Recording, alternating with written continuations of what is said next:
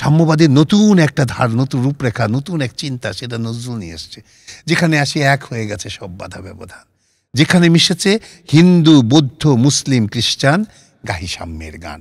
এই যে ধর্মকে পাশাপাশি সহ অবস্থানে সুন্দর মানুষে মানুষে মিলনের যে স্বপ্ন, এটা নজরুলে কীভাবে কত সুন্দরভাবে দেখেছে। এই বোধটা যেন আমাদের ডেভেলপ করে। নারী পুরুষ, এই যে মানে নারী পুরুষ, শ্রমিক, এই যে ভেদাভেদগুলা সব, এটা সাম্যবাদী কাব্যগ্রন্থটা পড়লে মনে হয় প্রত্যেকটা জায়গায় আলাদা নিজেকে মনে হয়। এখানে বারাঙ্গনা যে কবিতা, এটা হলো বেশ্যাকে নিয়ে। আপনার বারাঙ্গনা তো অনেকে জানে, অনেক উল্টা অনেকে বুঝে না। বারাঙ্গনার বীরাঙ্গনার মাঝখানে অনেকে এক করে ফেলে। তো বারাঙ্গনা তো আমাদের যেটা হলো দ্বারা মানে দেহকে মানে ইয়েতে নিয়ে যায় আর কি, পতিতা অনেকে বলে, অনেকে বেশ্যা বলে।